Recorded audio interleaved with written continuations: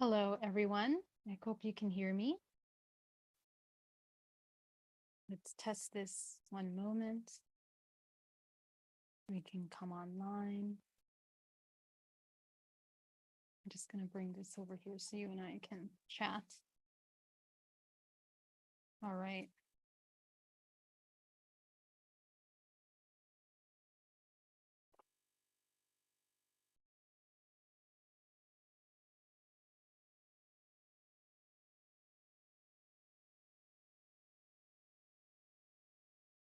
I'm just going to go ahead and share this.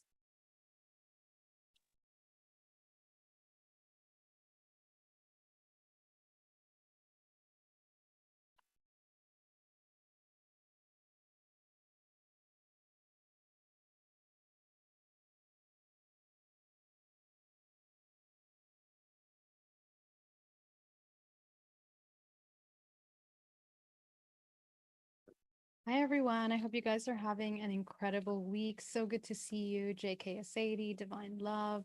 So wonderful to have you. Welcome. So today I want to jump into a conversation that is really, really important about the reincarnation cycle and just understanding how cyclical patterns are created, how we are participating in our everyday experiences, and how we co-create essentially what we're experiencing collectively. So today I'm going to talk about the reincarnation cycle, and we're going to take a look at what it is and how to work with it. And this is incredibly important right now because our participation in the reincarnation cycle is basically defining whether you are unconscious and more of a, let's say, robotic kind of artificial intelligence. Are you conscious of your co-creation, or are you in a dream state? Are you sleeping? Are you in hypnosis? And are you repeating repetitive patterns of co-creation? Okay, so what is the reincarnation cycle? Let's begin. I have some points that I want to make sure I cover. This is a very in-depth topic. We're going to be discussing the reincarnation cycle. And at the end of this, I'm going to discuss a practice. We're going to do a meditation on how to help the soul in its process through going outside of that reincarnation cycle. Okay. And essentially, the reincarnation cycle is an expression of the morphogenetic field. The morphogenetic field is everything that makes up all things that are physical and in a non-physical realm. It is the blueprint, the code, the source code of infinite potential. And infinite potential is something that is available through the fractalization of source consciousness. Every single human that incarnates, that chooses to incarnate into this physical realm, basically comes into the source cord and attaches to two aspects, its non-physical aspect and its physical. And both of those are a product of the morphogenetic field, which creates the form of the human body. Okay, so the human body essentially carries out all of the programming that is already pre-encoded within the ancestral lineage that it's incarnating into.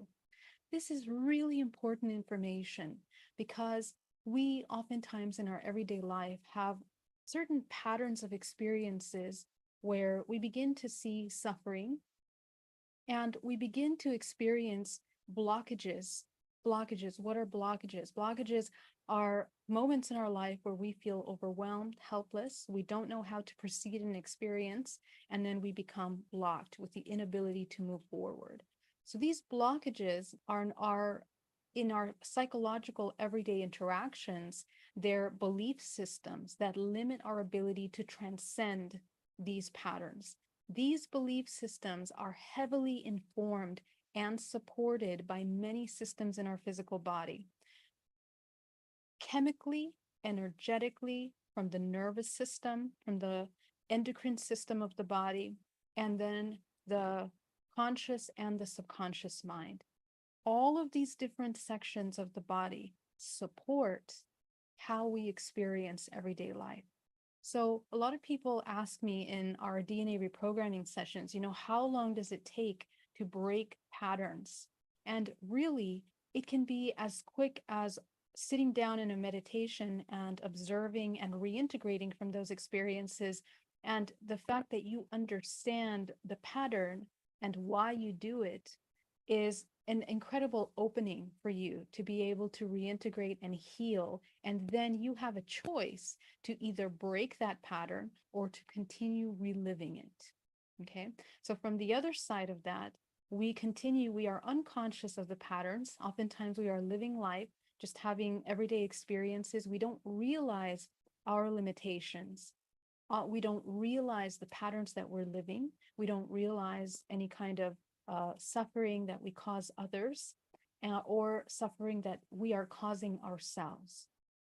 And I guess the most important part of this entire dynamic is the biggest blockage, which is not being able to see how we ourselves affect our own selves, how we damage our own selves. We cause suffering, in other words, to ourselves.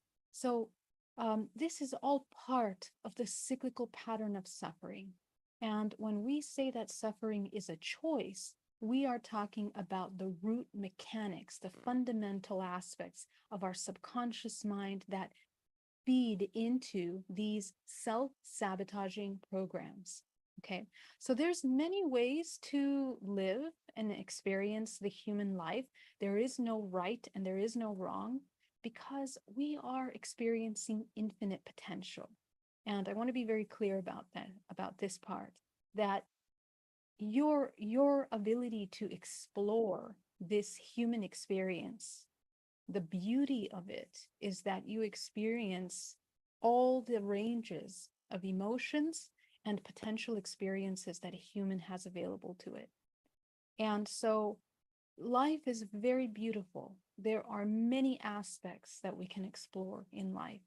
Even the most traumatic experiences are something that the human is learning from in that experience, but more so, the collective organism, this intelligence that maintains a balance in the multiverse, is actually learning from that experience. And your experience within your network of your ancestral lineage, let's say it's a very deep, dark, traumatic experiences, is a balance to other members of the lineage that have reached higher points in this cyclical ancestral line. Because everything functions as a fractal form, as a spiral, cyclical manner, we ourselves are the ancestors that are reincarnating in different scenarios. Okay, so let's go to talk about the reincarnation cycle. Let's break it down. I want to break it down step by step. First of all, the morphogenetic field. Let's start with how we come to be. Okay, the morphogenetic field essentially is this the essence, the blueprint of all potential creation.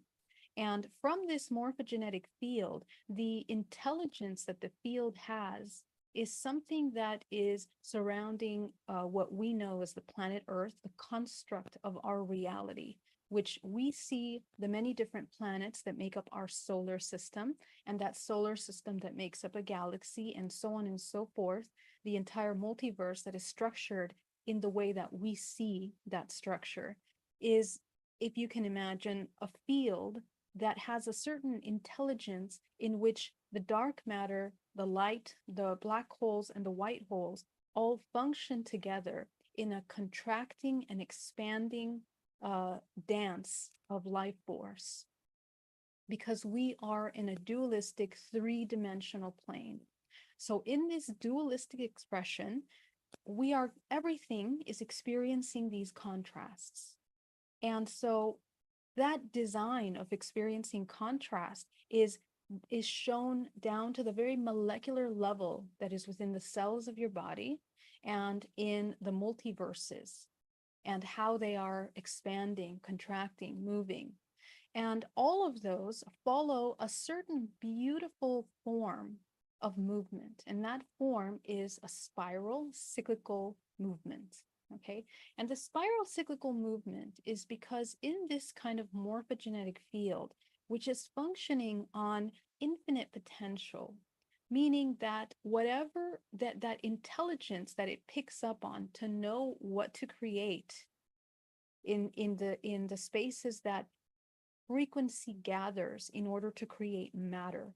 This can be a world, this can be a physical body of a human, this can be a multiverse, an aspect of a multiverse, and then it can be a galaxy. So anything that is coming into creation within this morphogenetic field is never coming just out of chance. It isn't something that is not calculated. It isn't something that is random. There is an intelligence to every single thing, everything, thing and no thing that is created, that is existing. And creation, which is the product of that infinite potential, is designed to maintain balance. So this is very important to understand in the reincarnation cycle, because many people, especially at this time, are feeling that they don't belong in this world. They are overwhelmed by the kind of contrast and suffering that we see in the world, and they think, I don't belong in this planet. I didn't mean to reincarnate here. I was forced to come here. And so this kind of thinking immediately creates a fragmentation in your existence. And when I see the energetic body of people that believe this, the amount of fragmentation that occurs in the body makes it very difficult to sustain integration, and it makes it very difficult for the human to heal and to sustain that healing over time, because there is an innate disbelief in themselves and their own existence. And this is something that we need to begin to address at the very fundamental root. So when we think about, whether we belong, if you begin to look at the multi-dimensional world in which we live in, every single molecule exists with a purpose. It exists with something that is maintaining a balance to a whole. Even our experiences that are the deepest, darkest things that one can ever imagine, it is maintaining a balance in the collective whole. My volume's very low. Let's see, how's that? Okay, so what does that mean then? So what does it mean that this morphogenetic field is creating form? So aside, I hope my volume better? Okay, so what happens in this morphogenetic field is that it begins to manifest the need for the existence. Okay, it begins to manifest a need for creation. So once it creates this, whatever it's creating, it is encoded within wherever it exists in the multiverse, is designed specifically for what it's supposed to experience. So in the third dimension, you are designed specifically by certain geometry that allows you to exist, and it allows you to reach the lowest point of this existence and also the highest point of that existence. So that's also really important, because we are able to navigate and shift in our human life experiences. Okay, so what happens when this form comes into being? So it is designed with a purpose, what we think of as a purpose. And the purpose essentially is meant to assist the balance of the collective. But we don't realize that the purpose of our existence is to maintain a balance. Okay, and this is where we experience fragmentation, fractalization. Someone was just talking about that in the chat. Okay, so what happens when we become fractalized? So as this source is coming through the different layers, the dimensional layers in which we exist simultaneously in all dimensional layers, we are experiencing, in a sense, separation, but it's a fractalized separation, meaning that every single fractal of yourself includes the whole. And that is another very important point to understand, because many people feel that they are disconnected, or they are dispersed in different dimensional planes, or that they don't have a home, or that they don't have they're not able to achieve wholeness because they are missing certain information about themselves. And this is something that is untrue, because within every single one of our fractals, we have the ability of accessing all fractals that are existing in all dimensional layers. And we do this. We do this in dream time.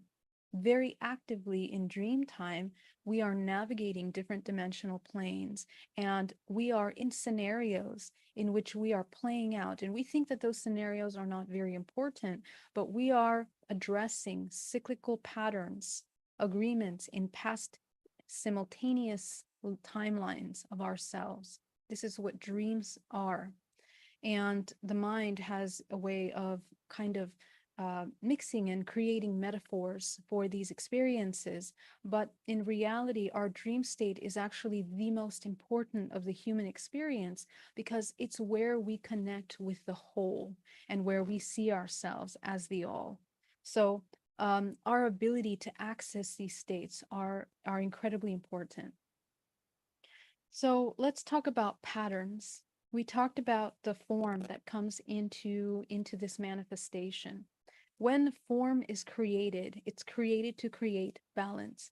And how it creates that balance is, first of all, when it comes into the three-dimensional plane, especially in this current timeline, we are in what we call the reincarnation cycle. And in this three-dimensional plane in which we are here to experience contrast, what we're going to be experiencing is the contrast between the light and the dark, contracting and expansive. And we're also going to be experiencing exchanges, parasitic and creative. So these two creative life forces, everything is creation. Even what we think is destruction is creation. It's just a different kind of creation. Everything that we think is manifestation and creation in the positive to create something is also creation. It's just a different kind of creation. So that's also another important way to understand this, because it's very easy for people to allocate events of our lives as good and bad. But this is actually untrue. There really is no good and bad in our experiences.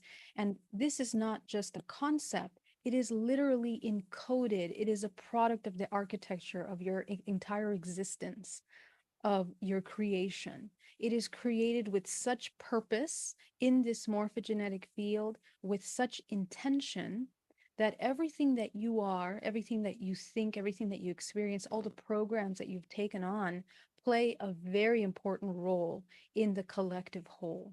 So every single human at this time is encoded at the cellular molecular level to do what you're doing in your life. And this is really beautiful experience as a human, because when you understand the patterns that you have an opportunity to break, you, as a fractal of infinite consciousness, can begin to transcend this matrix, and it begins to transcend the reincarnation cycle. And we have a lot to cover before we even talk about that. But essentially, the reincarnation cycle, let's talk about what that is. So in this earth, in this dimensional plane in which we're in, we are really experiencing the contrast between parasitic creation and creative creation. So what does this mean? Parasitic means that anything that rejects its own existence requires from the external in order to feed it life, to give it life force. So we see this in our world, in our everyday world, with organizations, people, groups that want to control and take over and manipulate. All of these kinds of disempowering and parasitic behaviors in our world are a reflection of the internal parasitism that we have within us collectively. So this is really, really important, because the entire organism in which we live, our Earth, the planet Earth in itself, is also a being. It is a consciousness. And that Earth, it came into form from the morphogenetic field in order to sustain a certain vibrational frequency, ranges of frequencies from lowest to highest that we can experience on this Earth that we're on. And within this Earth that we're on at this time, we are moving in and out of different dimensional timelines, infinite dimensional timelines. Now, if you go to another planet, let's say you go to Mars, this planet came together with a very specific vibrational frequency. And in our immediate solar system, we move around through vibrational ranges of frequency as a part of a spiral pattern as well. The sun, the center sun of this solar system, is the core of life force, and it's the generator of life force for all organisms. The morphogenetic field that connects all of the planets is basically centrally managed by the sun. And the sun functions like kind of like a processor router system that intakes the vibrational frequency data of the rest of the morphogenetic field that makes up this galaxy. Okay, so it's important because any kind of shifts and moves, celestial moves, alignments, these kinds of things affect the collective.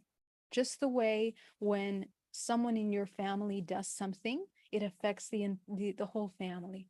The entire family is affected by that, or in your partnerships, or in your workspaces.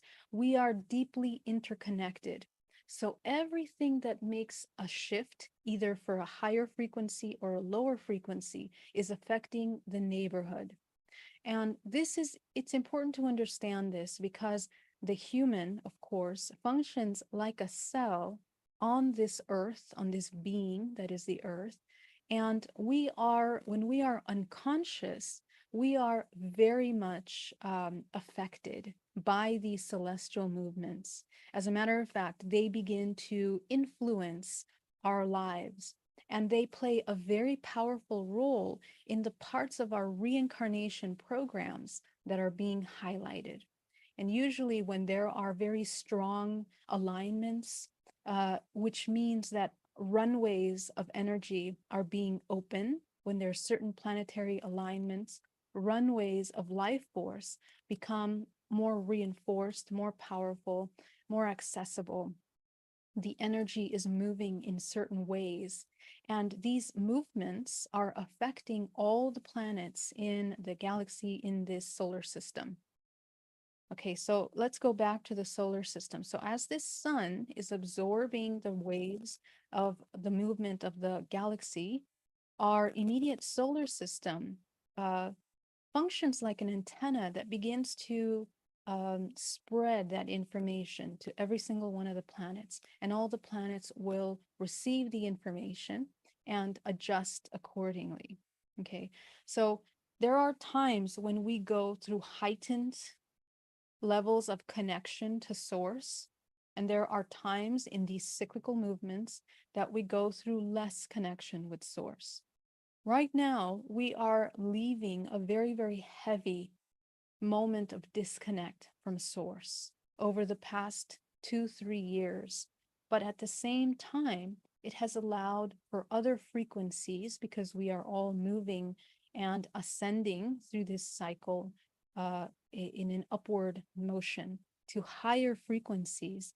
Every single human on this earth kind of had to rebalance itself to come into a certain timeline that is kind of more in aligned with one another. And we are at the very beginning of this next 10 years of major timeline shifting. So every human that exists at this time that chose to be born at this time and to exist during this transition point plays, obviously, not only plays, but is literally designed and encoded to move forward this experience. And there are many times in history where we have reached these very important moments in this evolutionary process. And really, in the past 20, 50 years in our current timeline, we are reaching a pinnacle point for the evolutionary movement of this timeline. Okay, there are many timelines and we exist simultaneously in them, and we can affect them by what we do collectively in this one timeline. And what affects timelines is our DNA, because the DNA of your physical body is the blueprint of the vessel, the physical body in which you exist, but it is a mirror to the main data frame, which is the earth. The earth has its own DNA, its own blueprint, which we know as the Akashic records, which basically means the cloud or the field. And the field is the morphogenetic field. Okay, so our Akash is the morphogenetic field, which is the database of everything that has ever existed and everything that is right now. So when we heighten our intuitive abilities, we have the ability of accessing this data bank of information. And essentially, those of you that have already have access to the Akashic records or this morphogenetic field begin to see beyond this one timeline. You begin to see all of your lives very clearly. You begin to see the patterns in your lives. You begin to see reincarnation or simultaneous. Again, they're not past lives, but they're simultaneous lives. So the concept of reincarnation, really, we have to think it's like a linear timeline. But again, when we talk about reincarnation, I want you to think of this more as if we exist simultaneously and we are fractalizing continuously. We keep fractalizing. Every time we fractalize, it's like a reincarnation in another timeline. And we are existing simultaneous to all of these timelines. The idea and what we are understanding now, and what I have understood through my work from deprogramming, is that when the human reintegrates from those fragmentations, you begin to become one with all. So essentially, over time, like millennia and millennia, in the future, beyond time, in just a way to explain, if you continue this evolutionary process as becoming one, you become a earth, like a being. And earth used to be a human many millennia ago. Okay, so again, you become one with the whole, and essentially you have the ability of traveling interdimensionally, not just in this planet, but other planets. And a lot of contactees, we call them contactees, but in fact, they are just becoming aware of themselves on many dimensional planes.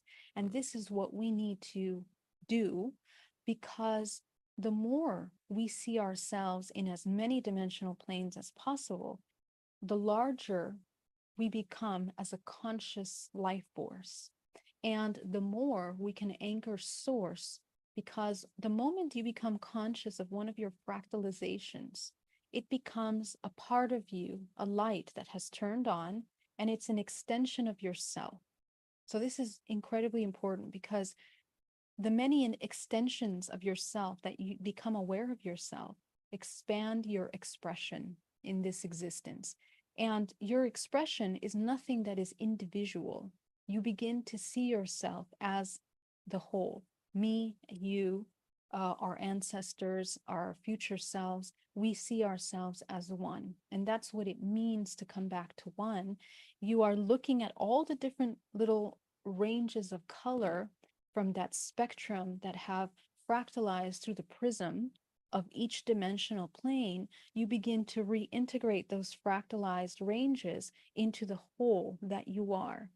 And as you begin to see yourself as white light, which for us in this dimensional plane is the source, which from where all the spectrum of colors come from, we can now see ourselves in higher dimensional levels. And we're going to continue that work in all dimensional layers, essentially. Okay, so let's talk about what do we do when we are in this reincarnation cycle. Now we have repeated many things. We are seeing our fractalized selves. So how do we do this reincarnation process? So um, for most human fractals, vessels, so me and you, when we come into this physical body, the source that is fractalized in these dimensional planes attaches to the physical body. And this physical body essentially is connected to an ancestral lineage. Okay. And that ancestral lineage is all of the history that is recorded within the Akashic field that matches your vibrational resonance. And it's like a vein of consciousness that exists on this earth, on this being that is the earth. Okay, so let's go ahead and take a look at if we are this fractal that has incarnated in this ancestral lineage. When you zoom into that ancestral lineage to your DNA, you begin to notice that there's certain patterns within your lines, father and mother. Both father and mother lineages are designed to unite and to create the families that they have created. Every union, in fact, that we have as a human being is designed because we unite. We are like magnets that come together through resonance. So, people that you have dated, people that you have connected with in your life, people that you have had intercourse with, all are a participation of the intelligence of this organism to unite through resonance. Okay, and each one of those unions plays a role in the activation or the suppression of certain aspects of your DNA. In unions, in partnerships, right now, a lot of people are going through major relationship shifts because they're finding that certain relationships are no longer in alignment. And this is really huge because people, the reason why this is happening is that people are waking up.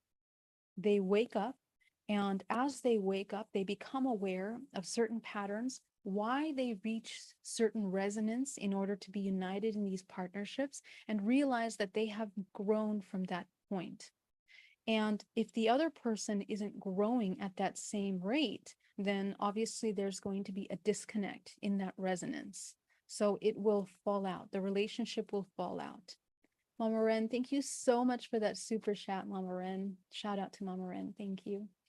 And so what happens with this is that essentially we need to understand that because everything functions like cycles, the human is here to experience the rise and fall of these experiences, the unification through resonance and the decoupling through the shifting of resonances as well.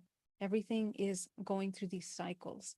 So um, and this goes into a whole nother topic because even the concept of marriage is something, the institution of marriage is something that is created by our society. It's something that is designed for a very specific purpose. The idea that we have to be married to one person our entire lives goes into a whole other topic in which we can talk about ethics.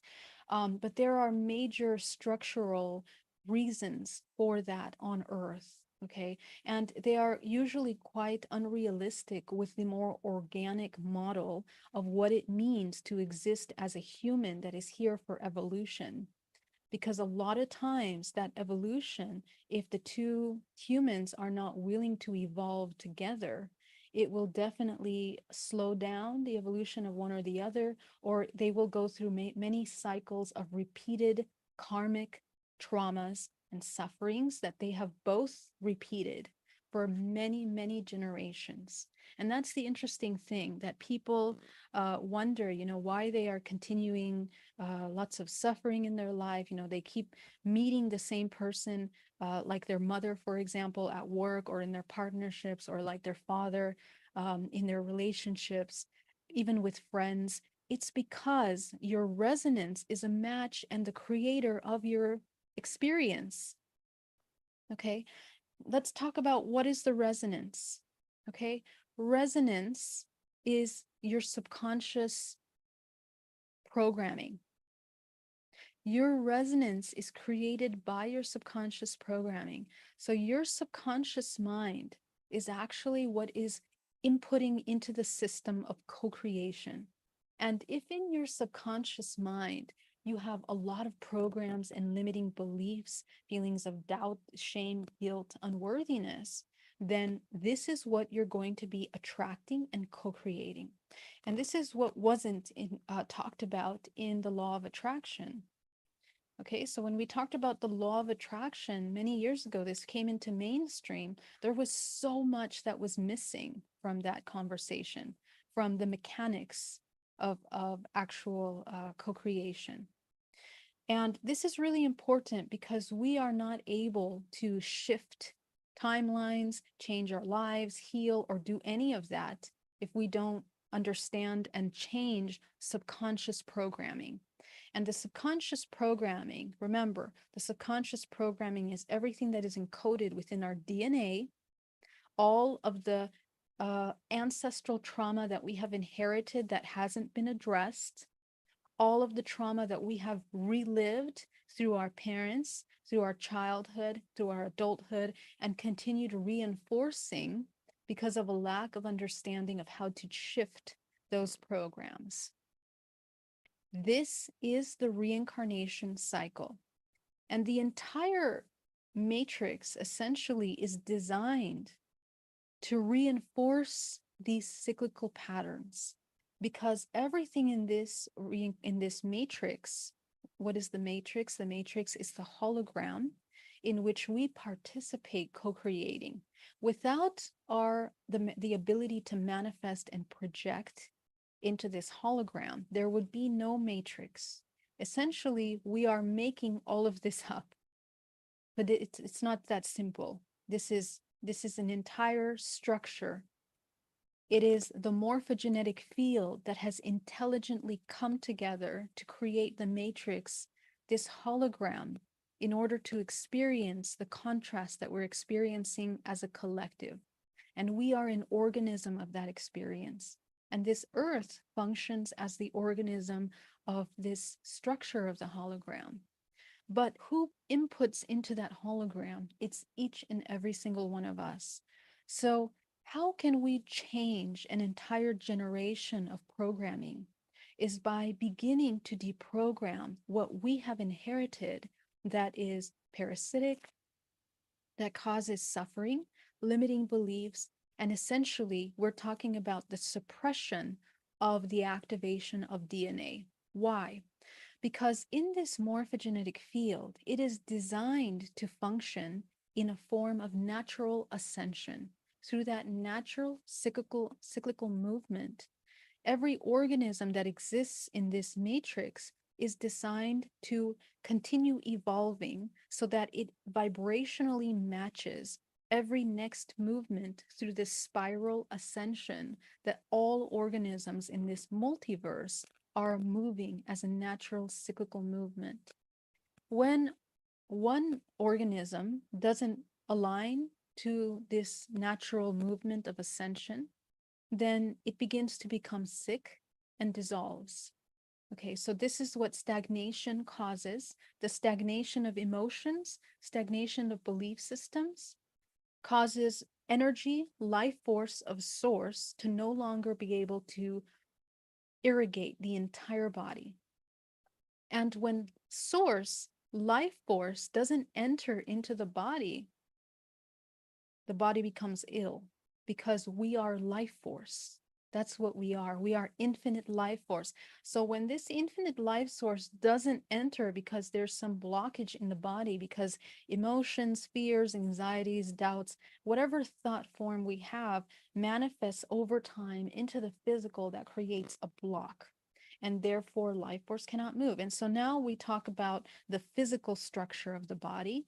And those that studied that very in depth is, for example, Chinese medicine, which has looked at, or Oriental medicine that has looked at the runways of energy of the body, which those of you that are psychic and that have the ability of seeing the medical form of energy in the body can very clearly see how energy moves and when it becomes stuck.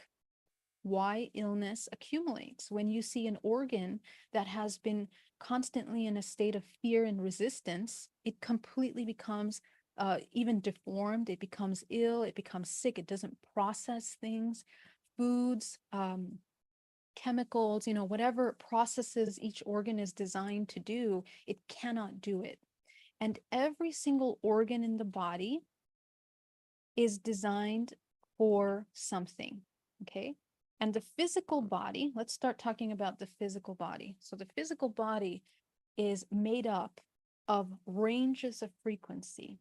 So source goes through the prism, okay? And that prism then creates a fractalization, which is a spectrum of colors. And that spectrum of colors creates the rainbow. And that rainbow is a representation of ranges of frequency from lowest, slowest wavelength to highest movement wavelength. And that highest movement of wavelength allows life force to move faster. So the entire human body is made up of these ranges of frequency that, because of its density of frequency, it allows the energy to move in a spiral motion. Again, everything is designed in a spiral motion. So even your body is a spiral moving vortex. And we move energy like the DNA. The DNA is spiral, and the movement of all living things becomes this spiral movement that creates a toroidal field around the body. Okay, that's your energetic space. When we talk about GPAC, grounding, protecting, aligning, co-creating, we're talking about activating this energetic space in the body. And this spiral movement in the body, the faster that it's spinning, the healthier the body is moving life force, and the healthier it is moving in higher dimensions as well as in the physical. So the optimum health of a body is the one that spins the fastest. And we create a faster spin in the body by deprogramming limiting beliefs so that we can allow life force to move through the body, and so that our vibrational frequency becomes higher. It's more fluid. And the highest spinning vortex occurs when we come into a neutral point. The neutral point, which is that moment of singularity that occurs because the lower moving vortex is moving faster, begins to enter into that singularity moment that begins to access the next cycle of movement. All the energy moves through in a braiding DNA coil type function. And I've shown this in many presentations. I'm sure you can see them, but it allows you to move life force through the body. Okay. And that moment of singularity, that neutral point, is this bliss state. This is the state in which we talked about the orgasmic moment of co-creation. This is co-creation. Okay, so when we talk about when we enter into that orgasmic state, the body dissolves and we feel one with all.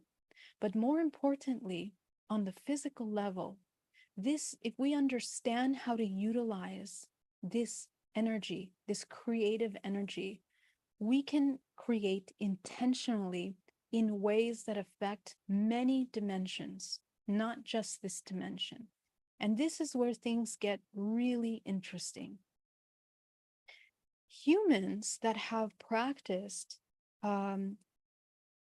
utilizing higher levels of life force cultivation. Now, this has to do with the organ of creation, which is, of course, the sexual body. Sexual life force, which many people know as the Kundalini energy. But Kundalini means life force, okay? And we have to activate all the centers. Many people think Kundalini and that's it. Kundalini is just sexual energy and that's it. No, we have to activate all energy centers. And we have to learn how to transmute life force from all energy centers. Okay, so this is important, because when we don't activate all energy centers, once again, we are blocked and we are blocked multidimensionally. So, as a vibrational resonance, we are a match to continuing to reincarnate in this cyclical karmic program of the reincarnation cycle. So, these are all very interconnected aspects that either help you stay in a state of sleep, in a state of unconscious hypnosis, or they allow you to come into a greater level of self mastery in order to intentionally co create, which is actually our highest potential and our highest design. So, this is where life begins to look incredibly powerful, and the human begins to understand their power. And it's not really necessary to compare yourself with other beings that we have this idea that these interdimensional beings from higher dimensions are more advanced than us or whatever, but we need to understand that they are our future selves, and those selves that you are seeing, the forms that you are seeing, are a manifestation of geometry in a different dimensional plane. The human has the ability of activating what we know as this Merkaba, which is the inverted triangles together, which is just the beginning of the infinite potential that the human has of becoming. But when we begin to activate this point of singularity, this bliss state as a result of neutrality, we actually begin to spin in such a way that we are uh, leveling our vibrational frequency to be a match to higher dimensional levels. And we want to do this. We want to do this in all dimensional layers, and we can do it in dream state. Because when you go to sleep and you begin to detach from your physical body and begin to travel into other dimensional layers, you are first, for most people that are still unconscious, are navigating the subconscious mind. Once you begin to clean up that subconscious mind, you then have the ability of transcending into the collective unconscious. And this is where we begin to access 8th, 9th, 10th, 11th dimension layers, which are all encoded within the morphogenetic field. And in that morphogenetic field is an infinite potential of creation and fractalized aspects of ourselves. So our ET selves, our angelic selves, all of the parts of us that we have seen, our past lives, all of those are existing within this morphogenetic field in which we have access to navigation. So how do we break karmic cyclical patterns? In order to begin to do this work and to begin to change your everyday experience, we would have to break the cyclical limiting belief systems that hinder your ability to spin at the highest state possible, at the highest vibrational frequency. And how we can begin to break those patterns is by beginning to take a look at the emotional state that you are in, let's say today, yesterday, over the past week. If you simply start by taking a look at those emotions, you begin to identify patterns in yourself. And those patterns are not there by chance. These are things that we have built ourselves into becoming as a result of cyclical patterns. These are learned experiences, learned programs, adopted and inherited belief systems. So when you really dive deep into these belief systems, you will begin to understand how most of them are a part of social engineered constructs of belief systems. And we need to understand, you need to take a look at how they are rooted. Many of you that are going to take a look at this, what you're going to discover is that a lot of the belief systems that have been adopted in your family, in your ancestral lineage, are very deeply rooted in your ancestral countries, the countries that you come from, your ancestors have come from. And this is also very important because a human, in order to be able to reincarnate, to reintegrate their fragments, we need to be able to do some work with the Earth grid. So this is step 3 of this process. Okay. So once you uncover these repetitive programs, you begin to understand the roots of these programs in this timeline. And in this timeline, you're going to begin to notice that these programs were inserted in your ancestral lineage at some point in your historic timeline. And essentially, all of these programs that are inherited are usually reinforced culturally. Okay. And the culture is a product of social engineering. It is a product of many things. The socio-economical evolution potential that this group of people have. And the earth itself, I mentioned it was a being, it has an organization of frequency as well. And we know that as ley lines. Ley lines on the earth are runways of energy, just the way energy runs through our physical bodies. The runways on the earth accumulate points of energy around the earth, and they have different ranges of frequency. So you can say that the earth has a chakra system, energy vortex systems, just the way the physical body has. And that means that the countries that are in these energy points around the earth are energy centers of specific frequencies. Certain patterns are enforced in some of these points of frequency. We have been seeing over the past 2 years many key elements coming into mainstream. A lot of things that have been hidden for a long time are now coming up to the surface to be seen. And more than ever, because of technology, we are becoming aware of these kinds of social, very deep rooted social problems that we have. And in the next 10 years, many more of these problems that haven't been addressed are going to be surfacing.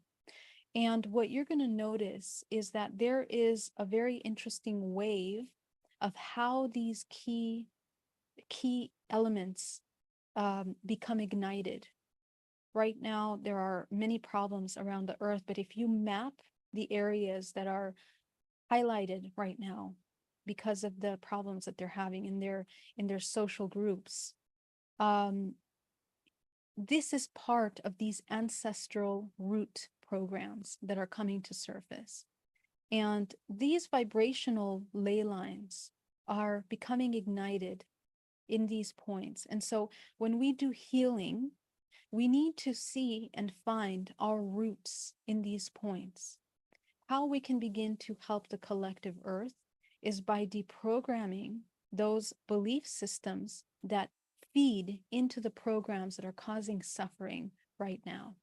And every time one of these problems, these social issues come into the limelight, it is an invitation for us to address how we participate in these programs subconsciously.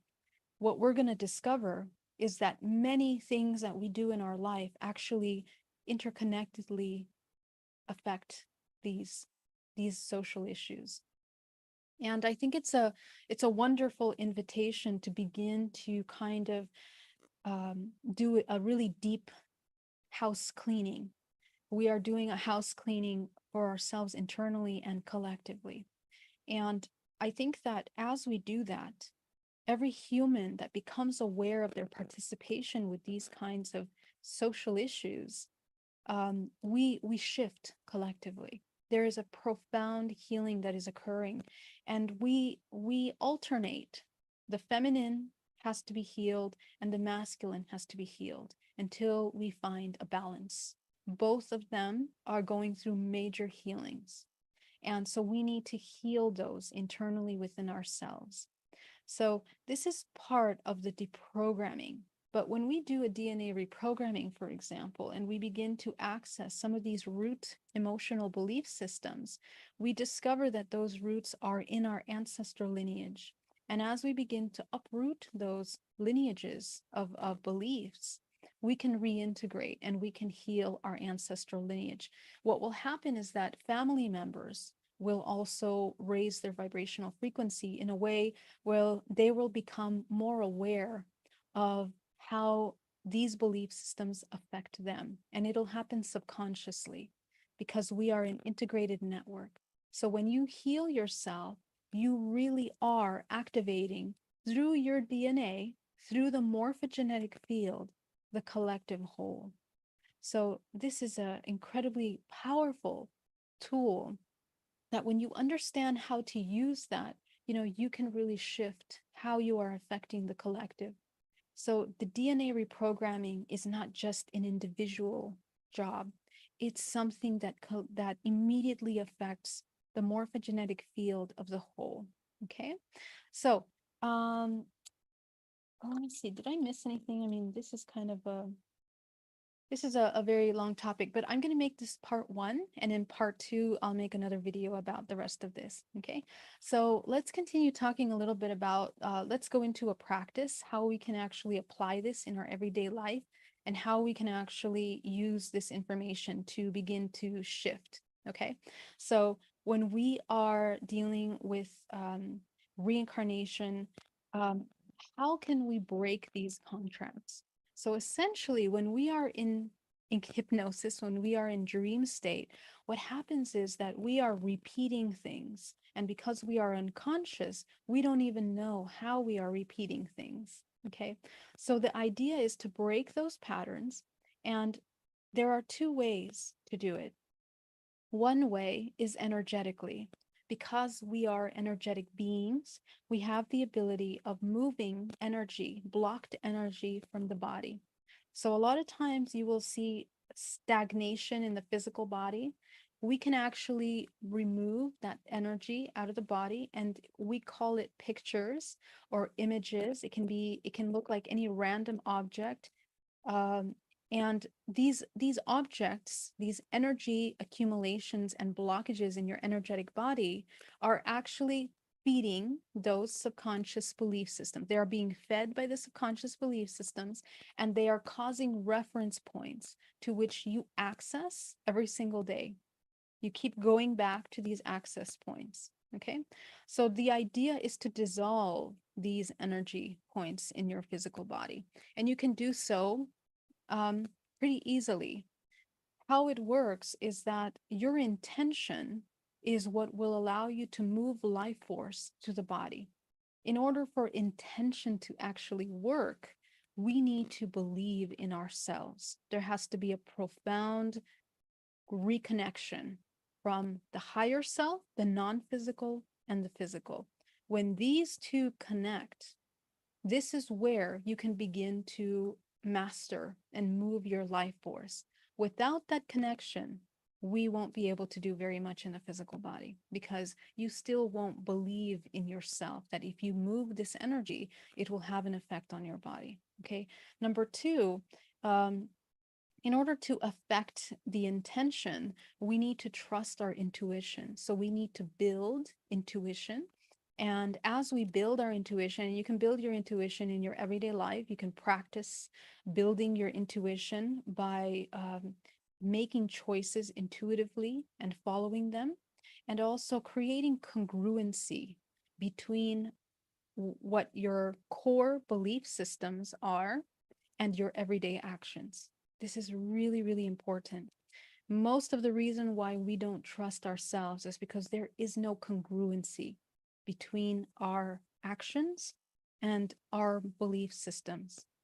And these are not the cyclical pattern and limiting belief systems. These are the core ethics, the morals, the ethics that are at the root of your existence. And for the majority of people, you will realize that the ethical code that we are slowly beginning to move towards is the natural balance, nature. You begin to move in the cycles of nature. And the matching these natural cycles of nature are going to bring you closer to truth. Because in nature, there is no right and wrong. This is that central point of neutrality. that bliss state. And in that bliss state, there is no duality. So, this is how we transcend the matrix. You transcend the reincarnation cycle by not identifying or becoming entangled with past traumas, cyclical patterns, with fragmentation and fractalization of yourself. And the more that you become one with yourself, the easier and the higher you'll be able to move at a higher vibrational frequency. So, to break these patterns, moving energy is one way to do that. Another way to do that is to work with the subconscious mind.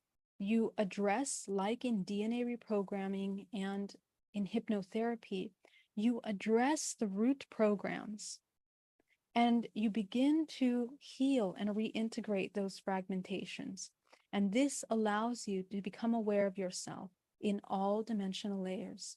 So it's a really, really powerful way to begin to shift your life force. And in today's meditation, I am going to show you how to dissolve cyclical karmic contracts. Now, contracts are agreements that we make in order to co-create. And unfortunately, because we are unconscious, most of the agreements that we make are meant for repeating patterns because we are in dream state, because we are in hypnosis. So to break those patterns would be to create. And those of you that are choosing the path of creation are going to oftentimes feel that it's very isolating because you are literally, because you are working on breaking patterns, you become the pioneer in the direction of learning to embody love, the pioneer in learning to embody compassion, the pioneer in integration and becoming one, as opposed to seeing yourself as separate. And that is something that it takes courage because, again, you are returning to nature, something which in this artificial matrix, in this hologram, we take things at face value. We only want to see the external. We want to savor beauty. We want to savor external images, stimulations in the body, emotions. And this is all very temporary and it's untrue. What is actually true is your participation in the co-creation of the experiences that you're seeing. So whatever you see, whatever you judge is a reflection of everything that is happening internally inside of you. So this is very, very important to understand because we get very entangled in the physical experience and then we lose ourselves completely. And every time we judge something, our life force becomes very depleted because it becomes entangled in what we are judging. When we are seeing something, we are applying a meaning, we are judging it, we become entangled. And therefore, life force becomes depleted. So many of my clients come to me and they have many cords that they are very connected, people, places, and things. And their mind is in the past or in the future, and there's no life force coming into the body. The body is like a zombie. And that's actually, all of these films on zombies are a representation of our humanity right now. Because most of us, unfortunately, are like little robots repeating just what we know. And we forget to go beyond these limitations that cause us and keep us in suffering. When we do things that are expansive and creative, it heals the body. So this is a representation of self-love, of self-compassion. And it's very important right now to understand and differentiate between that with our actions so that we are changing, so that we are no longer contributing to things that are parasitic, things that are causing us actually suffering. Okay, that's very important. So let's go into the meditation. Go ahead and take a nice deep breath. Breathing. And with every breath you take,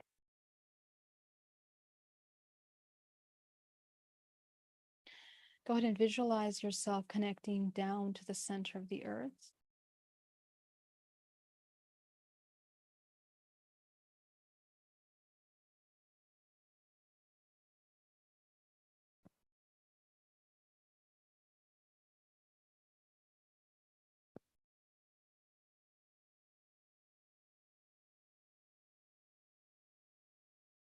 And as you bring yourself more into your body, breathing deeply,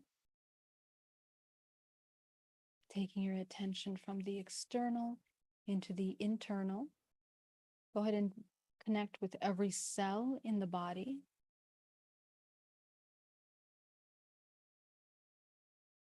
Breathing deeply. And we're just asking the cells in the body to wake up, to come into consciousness, come into a state of awareness at this time.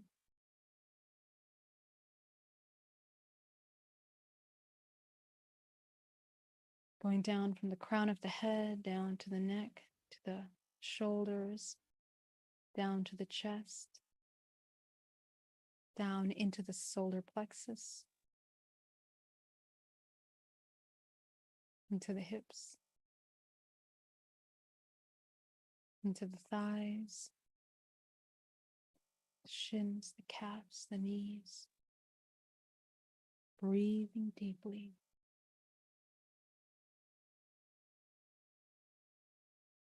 Taking a nice deep breath. And as you connect with your physical body, begin to take your attention out to your energetic field.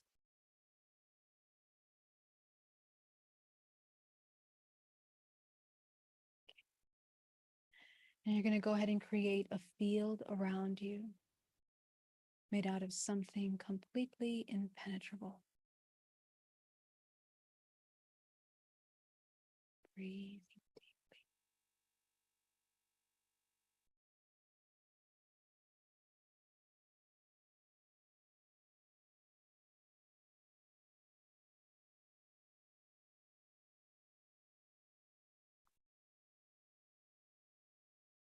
Very good.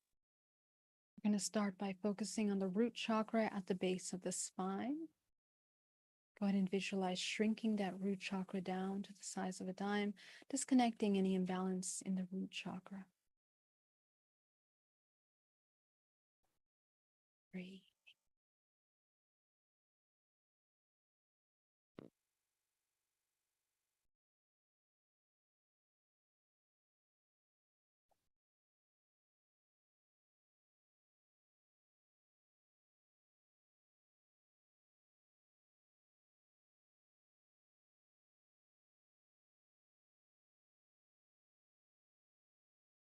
Allowing yourself to completely take your attention into your energetic field and noticing how the field shifts as you close this root chakra. Okay, let's go up into the sacral. Go ahead and close that chakra down to the size of a dime. Breathing.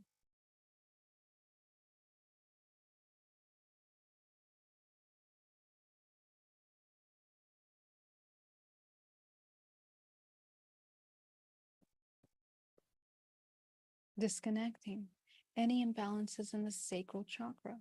And be sure to notice that you're closing the front and the back. Okay, let's go up to the solar plexus, the center core. Go ahead and visualize closing that chakra down to the size of a dime.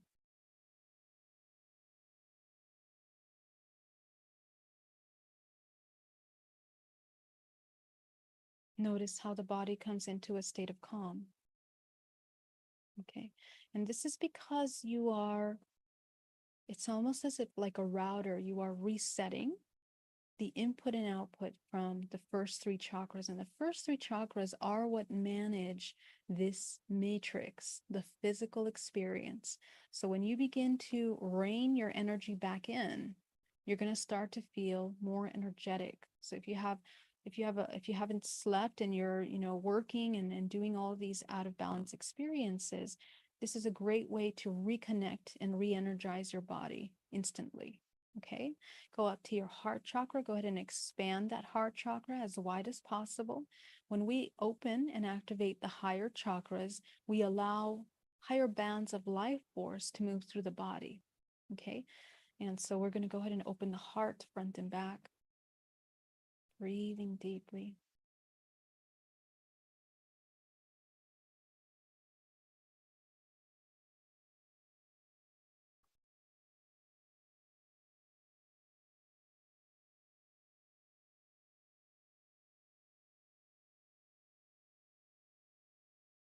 Go up into the throat chakra. Just going to expand that throat chakra as wide as possible, front and back, opening the center of communication and expression.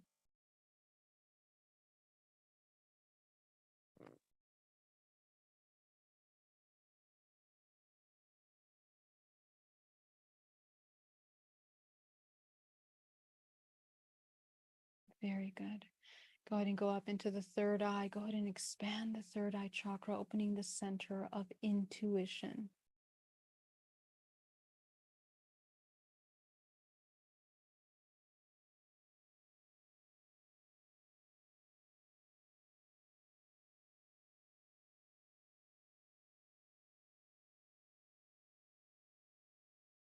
Okay. Now we're going to go up into our crown chakra. So the crown is actually the key to beginning to move outside of the reincarnation cycle from a monotonous, repetitive pattern into actual co-creation. So as you activate your crown, which is the center point of where the vortex begins to meet the next range of frequency in your body, okay? We are made up of all of these ranges of frequency, like the Fibonacci numeric sequence. This is how energy is dispersed by frequency around the body. Okay, so we are moving through these ranges of frequency in a spiral motion, and the crown is the point in which the non-physical meets the physical.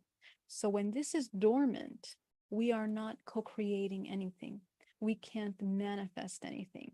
We are simply repeating cycles that are encoded within our DNA and that are repeated, inherited, learned experiences. Okay, so we begin to activate the crown. Go ahead and activate expanding the crown chakra, and go ahead and enter the color of your highest vibrational frequency in this state. Go ahead and see what color is that, and illuminate your crown. And this is incredibly important. We're going to enter this color in alignment intentionally with every aspect of your life. We're going to start with career. Go ahead and turn that on. Setting the intention that everything in your career is in alignment with your highest expression.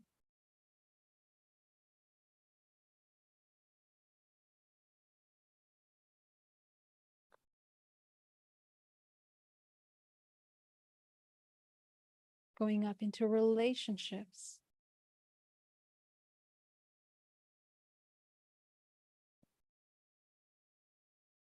Family. Co-creation. Consciousness. Understanding.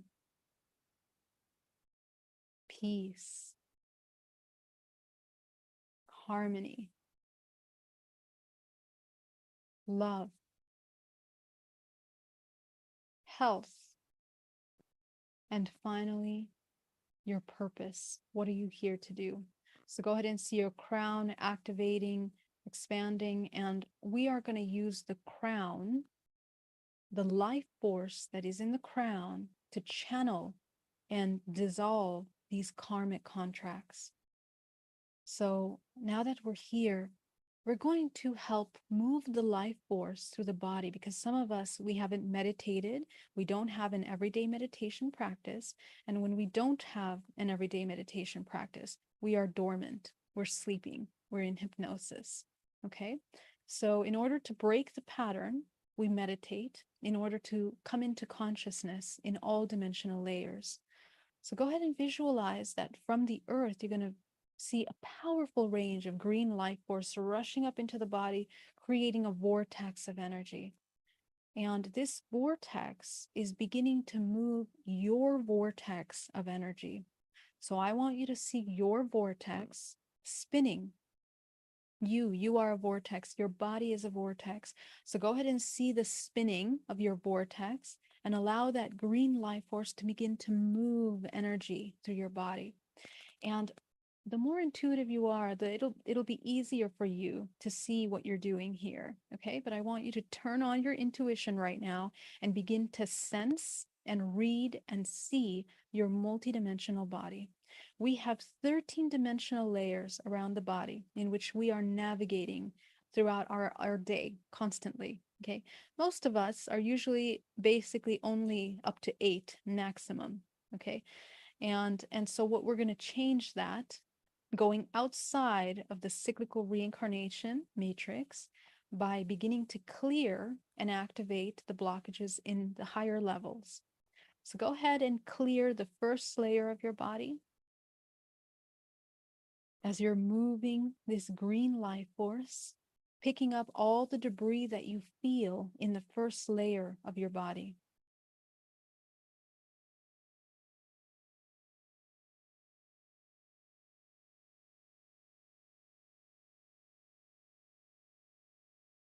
Okay, go up to the second layer, the third layer, the fourth layer, the fifth layer, the sixth layer, the seventh layer, the eighth layer, ninth, 10th, 11th, 12th, 13th.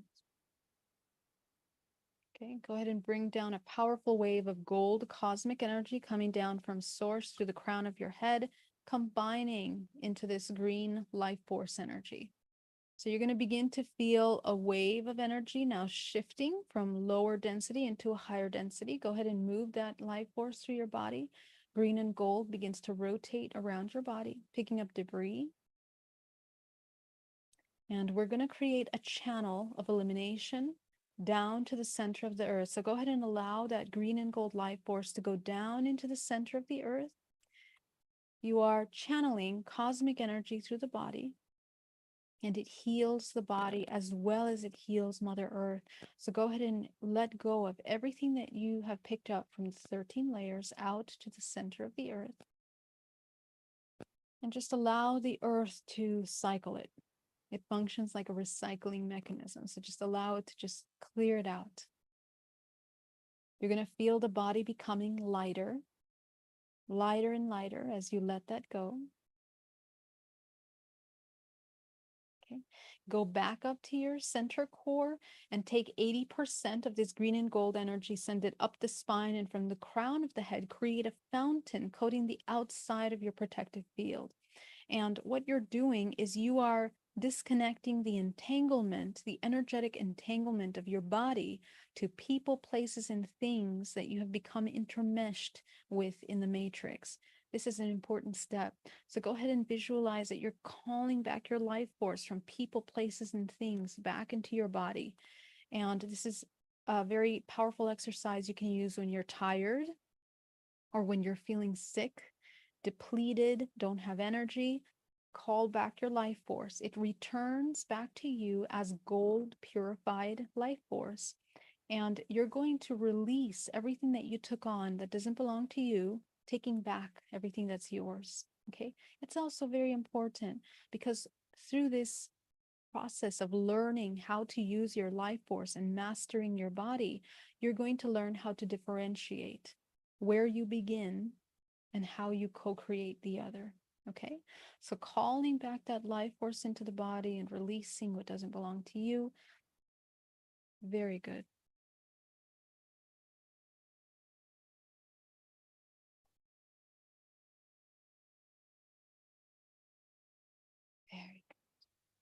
Go ahead and go back to the solar plexus. Take that final 10% of green and gold, and you're going to bring it into the body now, bringing it into the pores, the flesh, the muscles, the bones, down to the cellular level of the body. Go ahead and visualize healing your body, taking it to the parts of the body that require more attention, more compassion.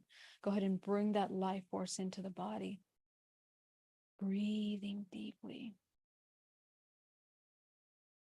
And this is a great moment for you to connect with your body and listen to what it needs in this moment.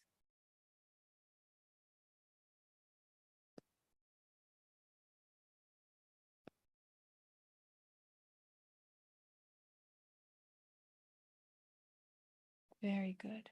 Excellent.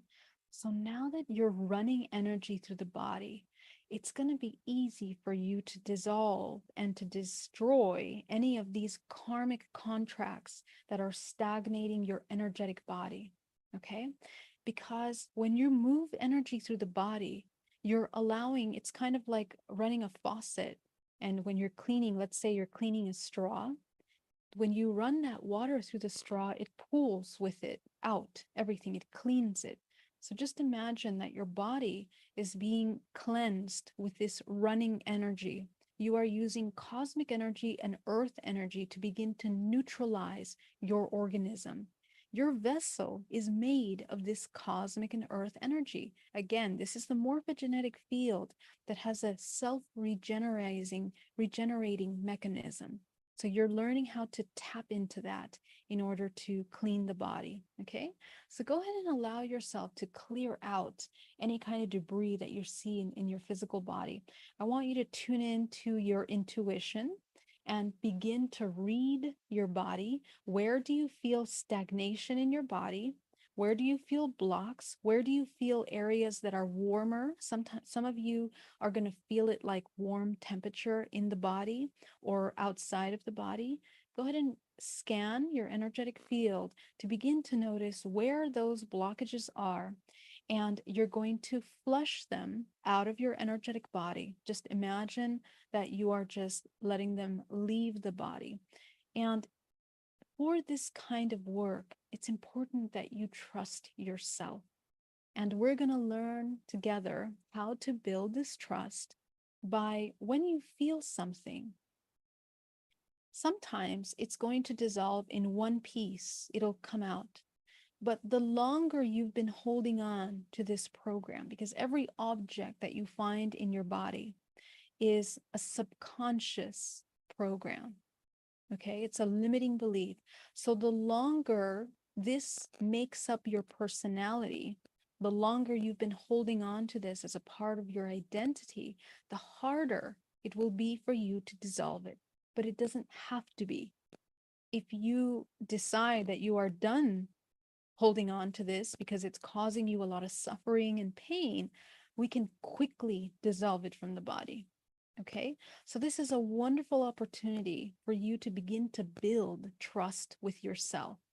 And so, that being said, when you see the object and you need to begin dissolving it, you're going to notice that some of these objects are going to keep popping up in your meditations. Sometimes objects can take 5 days to dissolve. Sometimes they can take 11 weeks. Sometimes they can take a year to dissolve. But this will be dissolved.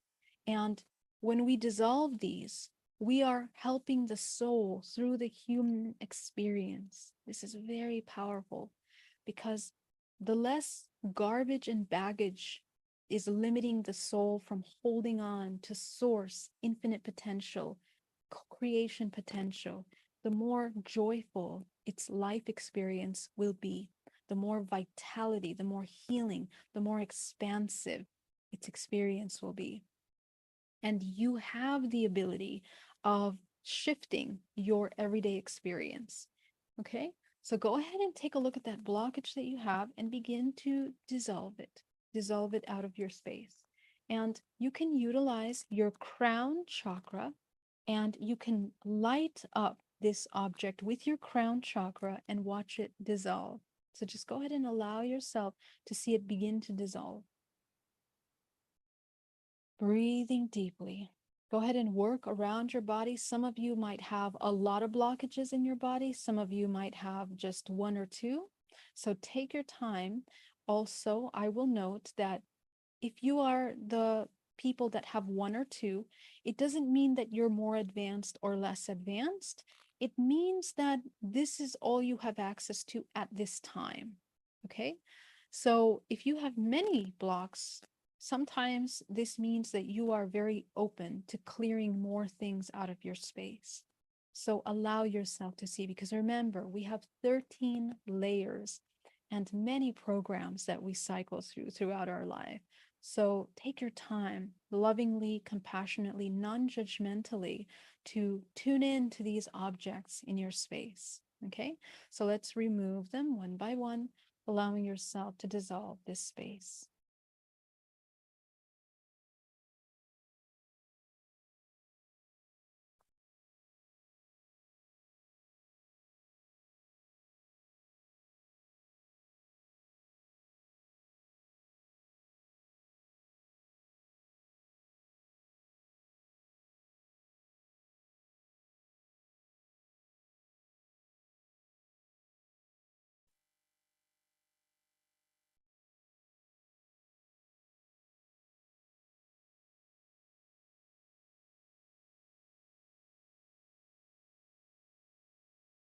Very good.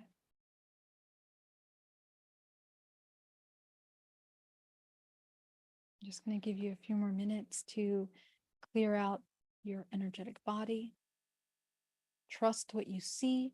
Trust what you see not leaving. Sometimes when these objects are hard to dissolve, you're going to doubt yourself because part of you will still feel like there's something there. I want you to listen to that. If you still feel that there's something there, even if it's a little dot or a little piece or a corner that's left of this object, pay attention, because these objects, if you were to have this vision uh, that you can cultivate over time of seeing your multidimensional body, these blocks actually, they look like viruses almost. Okay, in that they have many little cords and nervous systems that are connected to your nervous system, to organs, to chakras, and to many layers. These objects are embedded in more than one layer. So pay attention. Sometimes I have clients, and even in my own practice, have found objects in my seventh dimensional layer, and I would spend a couple years dissolving it, only to find a couple years later that that same program is in my 11th dimensional layer. Okay, so please understand that these are cyclical, and there's always layers to this information. It's not never going to be the same object, but it's going to be another iteration of this belief system, because we are uncovering programs that we are cycling through for many lifetimes. And in order to leave the reincarnation cycle, we have to make peace with the parts of us that are fractalized by these traumatic experiences. We have to integrate ourselves completely through understanding who you are beyond this limiting belief. Okay, and this is where freedom comes actually into play. This is where you begin to become the master of your journey, your expression in this organism. So go ahead and allow those to begin to dissolve out. And as you begin to finish up, continue to see your crown, and you're going to repair your energetic field. Go ahead and repair the energetic field, making sure that all of the objects that you cleared out of those parts of your body, you can repair them. Okay, any openings that were created, just scan the body, scan your field, making sure that there are no holes in your space. Okay, excellent work. Okay, so now I want you to see, now we're going to go into the 8th dimensional layer, into the Akash. And as you take yourself into the Akash, I want you to visualize a room. Okay, we are in the Akash right now, and I want you to visualize a room. And this room is filled with contracts. Okay, These contracts represent all of the subconscious belief systems that we are cycling through that anchor us into the suffering of this matrix life. These are all the belief systems that we're experiencing internally and also collectively. So go ahead and allow yourself to clear that room out completely. And what you'll notice is that sometimes this room will change and shift. Take the time to observe this room, and I want you to see it in as much detail as possible. Okay? Go ahead and see, how does this house look? Does it have many rooms? Is it one big giant room? Does it have, a basement? Does it have a back room? And the reason why I'm mentioning this is because a lot of my clients and a lot of, even in my personal journey, I discovered that over time, when I was cleaning this room, I would dissolve the karmic contracts daily, and they would become more invisible every day. Every day that I did the work, they would become more and more invisible. And at the same time, I was healing my body and I was changing my life in many different ways. This also led to my interdimensional contact work through this practice. Okay. So as I began to clear out the contracts in this room, I began to see that every aha moment I would have, or every major transformation or belief moment, it would uncover other layers of agreements. And when I finished clearing all of the contracts of this lifetime, I began to open back doors, even subterraneous rooms underneath this house. And this is a representation of the subconscious or the collective unconscious that we are still playing out. All of those agreements are going to be in this room for you to address. And how you will work with them is that when you finish this lifetime, you will begin to access agreements from past lives. Now, I was able to go through all of my past lives, and what you'll notice, and this is important, is that it's just patterns over and over and over again. The same patterns that you're living in this lifetime, you have repeated many times, and you're going to see yourself as your father in another life, or your mother in another life, or your brother and your sister. All of your ancestral lineage will be playing different roles with you for many different simultaneous existences. This is how I discovered that we are inherently cycling through ancestral lineages, and how even contact contracts are passed down through our bloodline. Okay. So everything that we're experiencing in the physical and in the interdimensional is written within these agreements. And so right now you are accessing the database of your everyday life. It is created from the information here. Okay. So go ahead and allow yourself to, now that you've taken time to observe and look at the architecture of this home or whatever it looks like to you, notice the contracts, notice what they look like. Every single one of these contracts that you see in this room is an agreement that you have made with every single family member, every extended family member, every friend, every partner, relationship, every person that you have come into contact and exchanged with. There is an agreement, and those agreements are here in this room. All of the major, most impactful experiences in your life are here in this room. So what I invite you to do over the next month is to begin to look at these contracts. You're going to shine your crown light on top of the contracts, and you're going to begin to dissolve the ones that are no longer in alignment with you. Essentially, we want to empty this room completely. And I know by experience that this can be done.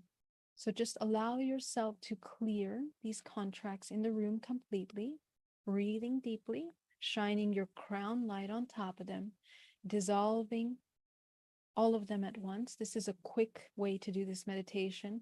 You can take more time looking at every contract when you have more time, but I will teach you this to do as a daily exercise. Okay, so go ahead and clear out all the contracts in that room completely.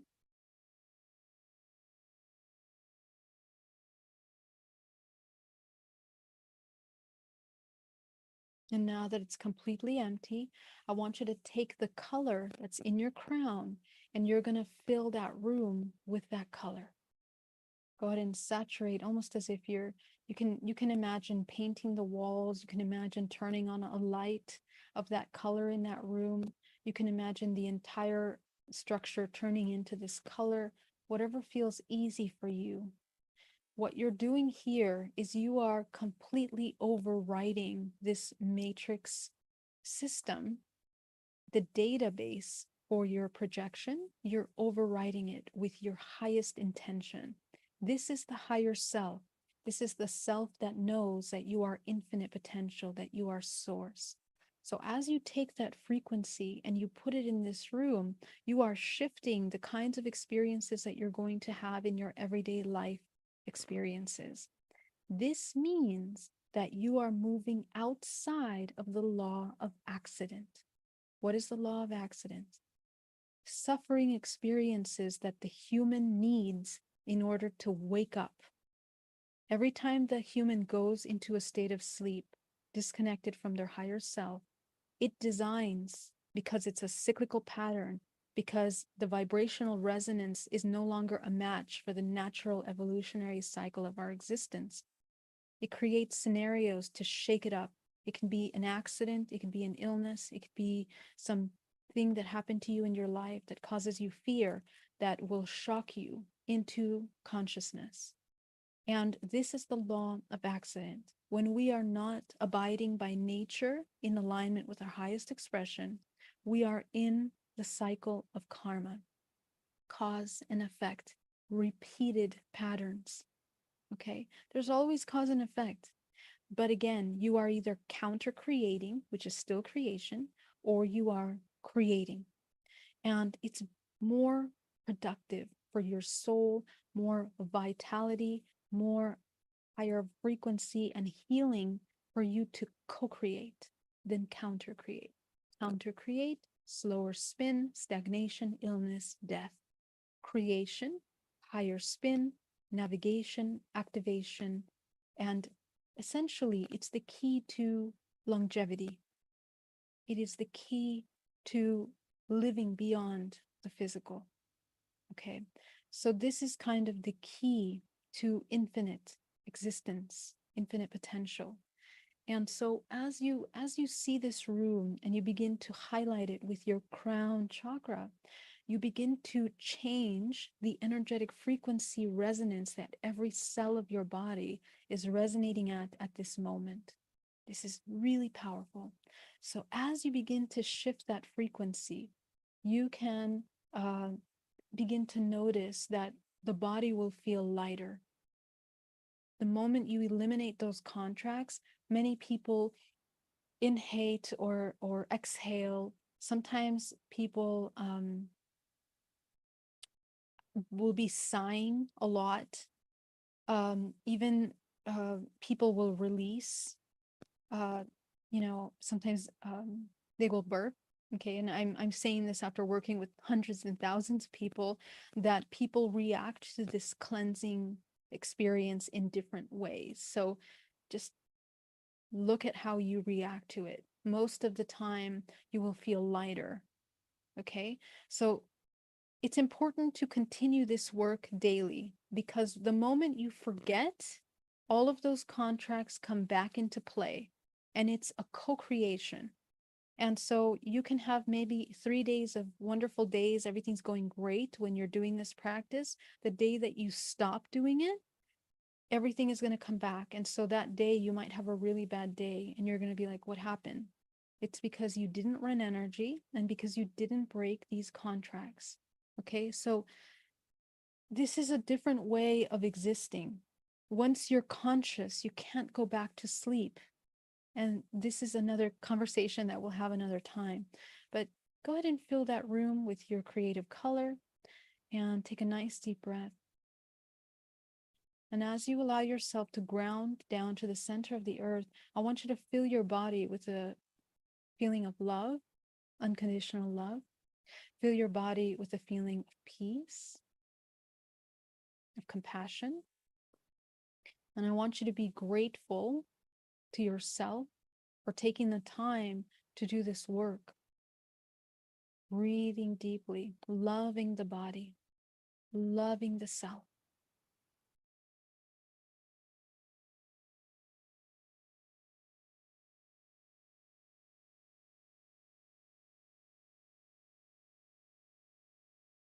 Very good. Bringing the body into a state of bliss, into a state of love. Breathing deeply. Okay. Go ahead and begin to open your first chakra back into a balanced state. Your second chakra. Your third chakra. Bring your heart chakra back into a balanced state. Your throat chakra into a balanced state. Your third eye. Activating your crown. So right now you look like this. Before you were like this, now you look like this. You are in alignment.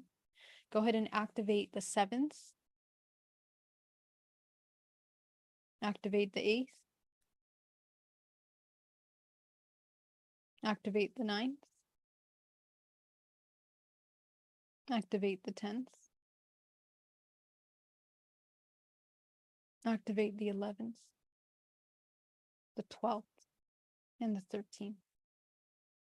And above you is a powerful white light of source. Go ahead and connect up into that light. This is who you are. You are infinite consciousness, your unconditional love. Go ahead and bring that light into your body and anchor it into the center of the earth.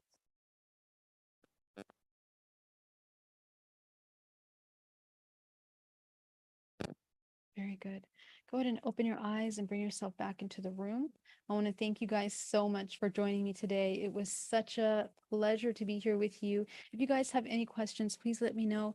We have tons of messages here, so I'm going to quickly pass by. Thank you so much for all your super chats, everyone. It was such a pleasure to be here, and I'm really happy to be back.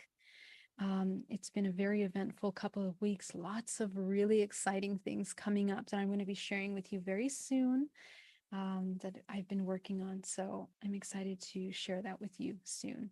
I want to invite you guys this Saturday. I'm going to be teaching a really powerful deep dive into DNA activation and interdimensional navigation. We're going to be talking about ETs, parasites, and free will, basically next step into the conversation that we had today. That's why I'm really happy that we did this video on the reincarnation cycle, because it's a perfect segue into the conversation on DNA activation. What is that? How do we access that? And how do we work with that? So you guys can register at the link that I'm going to put into the chat. If you guys have any questions about that, I would love for you to join me. It's on Portal to Ascension with wonderful Neil Gower and Joan of Angels will also be hosting. Okay, so go ahead and check that out. We're going to learn energetic hygiene. We're going to take a look at self-empowerment within all dimensional layers. We're going to be taking a look at what free will is and how to access that, how to work with that in order to change our everyday life. And we're going to be taking a look at the mechanics of fragmentation and also reintegration. How does that work? What does it mean to reintegrate? And we're going to look at entanglement. So we're going to go deeper into that. I'm glad we talked about that today.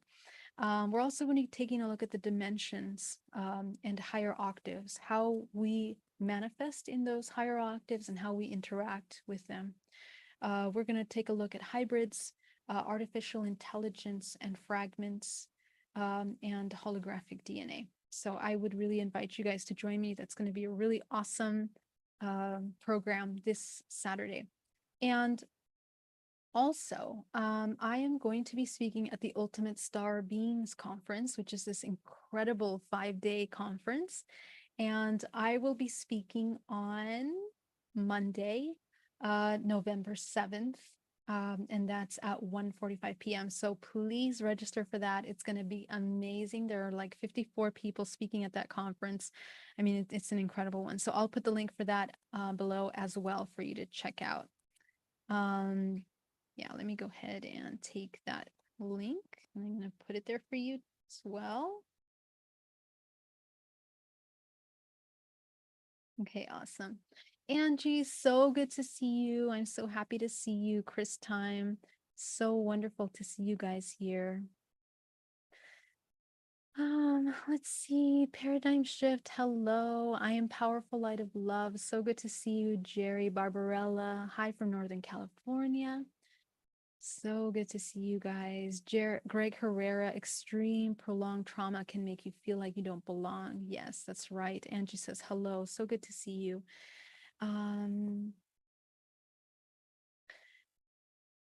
It puzzles me, fate. You're so amazing, Geraldine. Thank you so much. I appreciate that. Pono, so good to see you. JK80s horror fan. So many friends and family in the chat. It's so wonderful to see you guys, family from all around the world.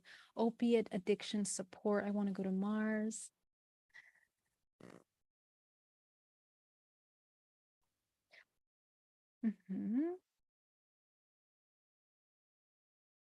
Christine says good because I don't want to do this again. Yes, we can end the suffering. And in part two, because there's going to be a part two to this, we're going to talk about procreation and hybridization. What's the difference? Because that plays a really huge role in our participation in the reincarnation cycle. And I'll talk about that in part two. Okay. I'm so grateful and thankful for all of existence. Much love and light to all. Thank you so much, Infinite Being, Monica, Mama Ren. Thank you so much for your super chat. You're amazing. And to everyone else that sent donations, we just got so much. I'm appreciative to you guys. I just want to see if we have any questions. If you have any questions, please put them in capital letters so that I can find them really easy.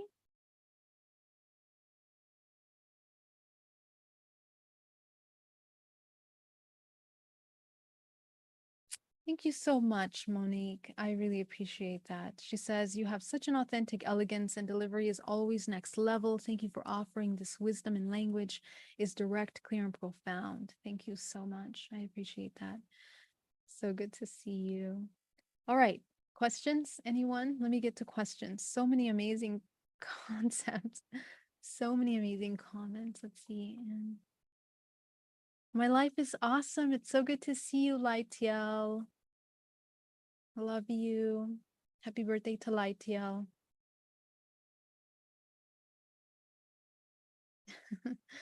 Thank you. Alan Centric. Hello, hello. Okay, am I seeing questions here? Hello, Geraldine. New subscriber, trying to understand the message despite the language barrier. Voice hypnotizes and calms me, and I get lost in it. Much love, gratitude. Thank you so much, Pedro.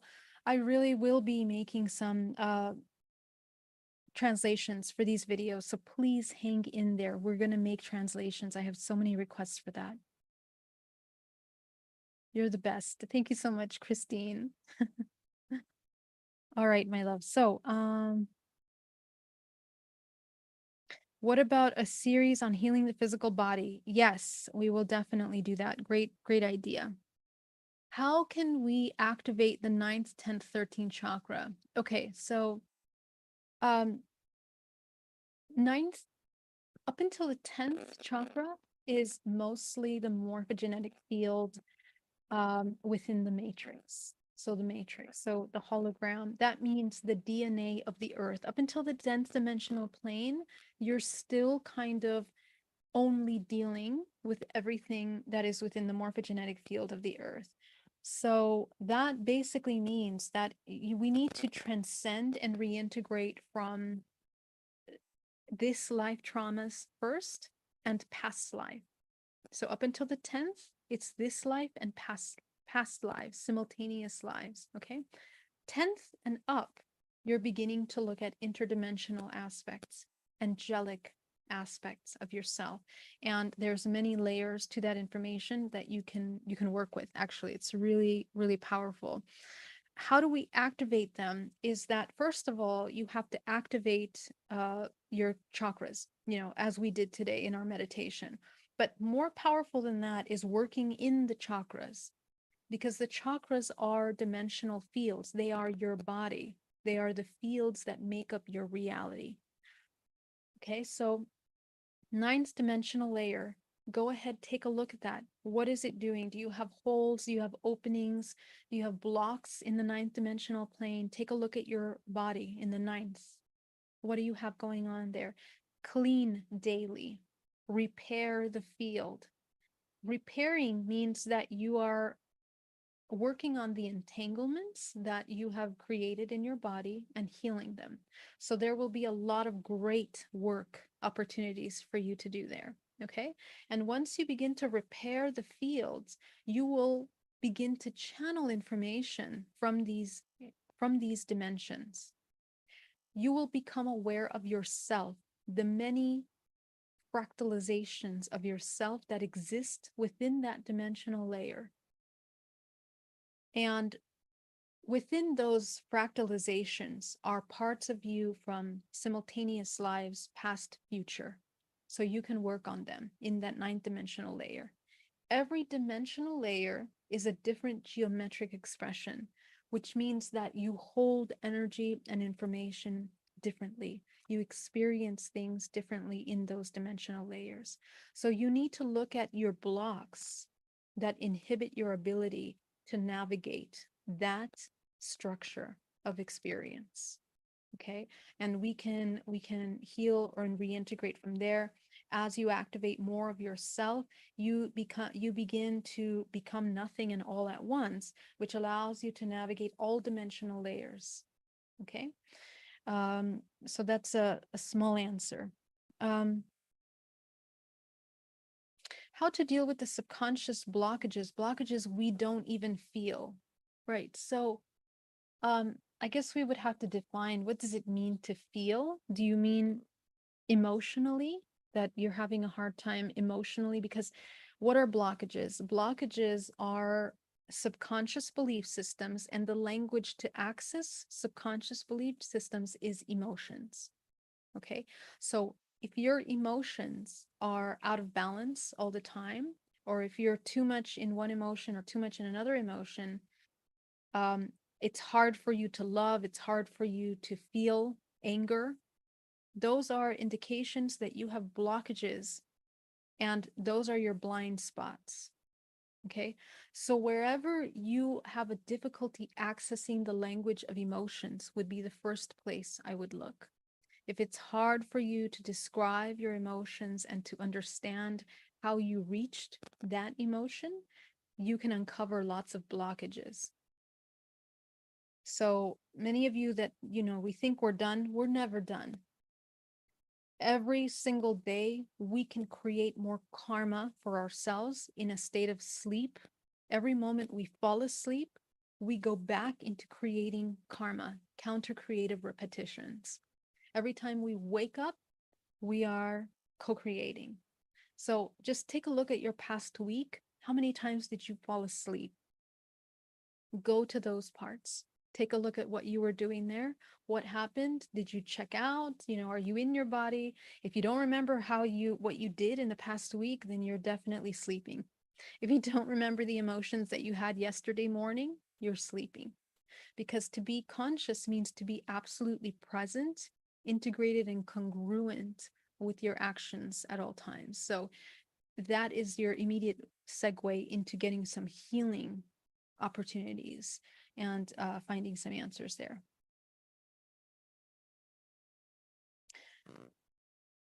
If we have a hard time feeling emotions, as I was saying, it's because we're disconnected from the physical body. That means that we've had so much trauma, or that we were told that our emotions are not important. So they're over time created a barrier and a disconnect between the emotions, the nervous system, and the physical body.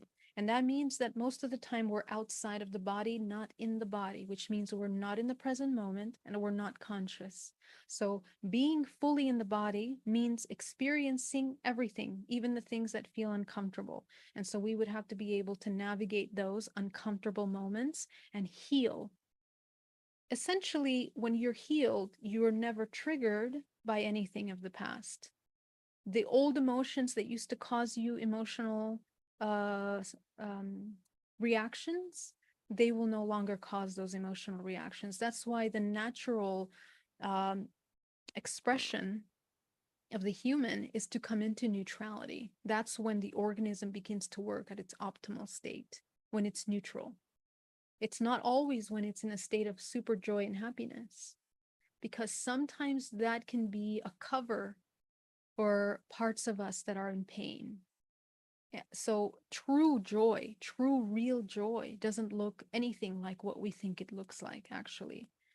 And sometimes people will feel awkward because you change your patterns of being, your personalities. Remember, you have personalities and people are used to that. So when you begin to change parts of you, you will begin to notice what parts of your personality are no longer necessary, because you'll discover their reactions of protection.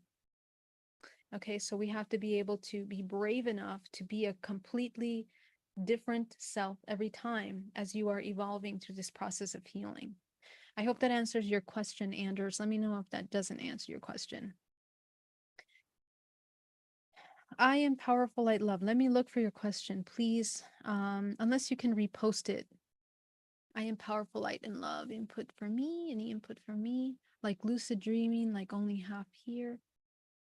Oh, there are plenty of new sensational experiences to feel into the new energies coming. Yes, can you put your question on in the chat, love, please, so I can answer it? Is it possible to not have no past lives on Earth and only from a different star system or dimension? Could this be the first incarnation on Earth? So, this is an interesting question. No. And I'll tell you why.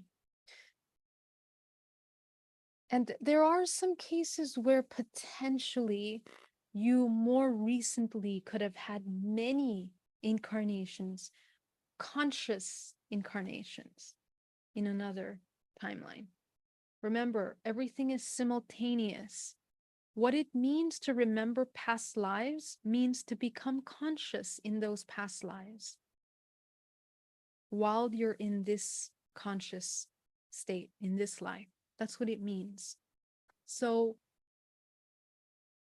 what that can mean is that you haven't looked at the other simultaneous aspects of yourself. So simply without thinking about past lives, I just want you to look at your life right now and observe the patterns that you still have a hard time breaking in this lifetime.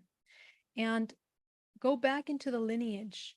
Look at the patterns in your lineage. If you can't see your patterns in your own life, which you should, because they're based on your emotions and how the state of your life is. If you have an incredibly successful life, what is success? Health, vitality, peace. That's success. Health, vitality, peace.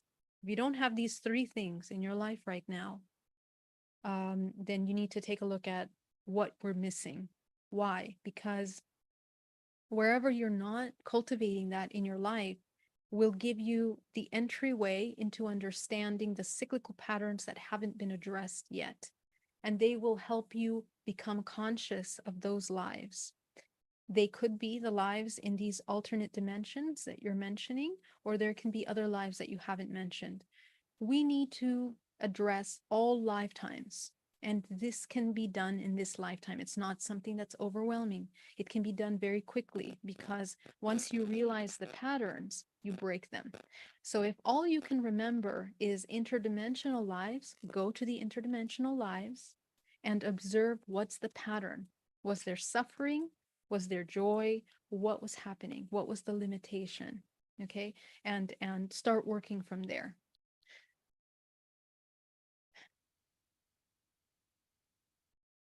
True joy feels like comfort in any situation and know it is okay.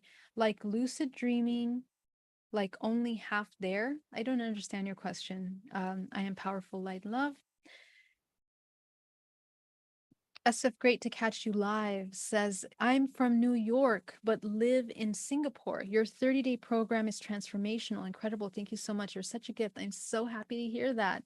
That's amazing. I love Singapore, by the way. That's amazing.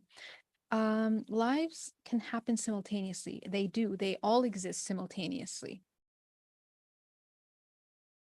So if I close my eyes or feel into my consciousness, it's like being in hypnosis and channeling another, whilst you sit over to the side or near the back of your head or behind or to the side of the body.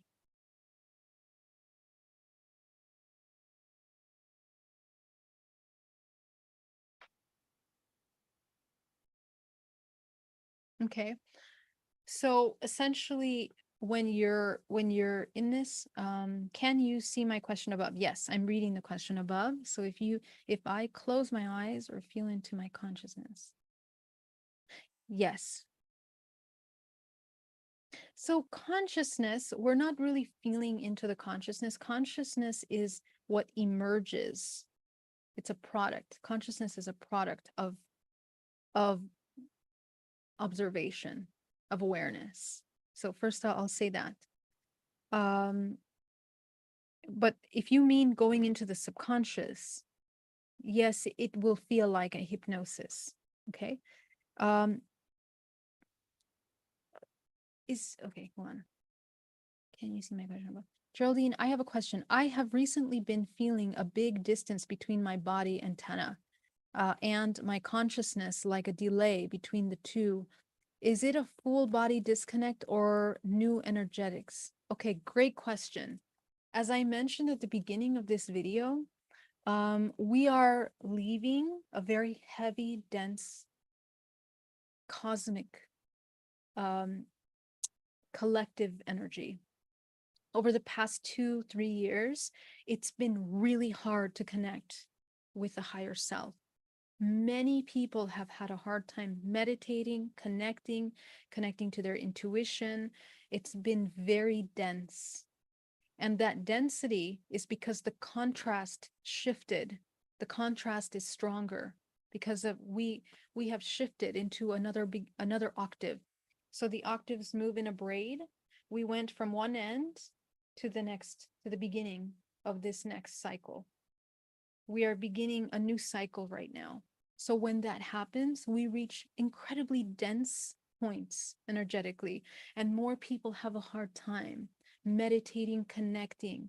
So we're leaving that. It's going to start to get better now.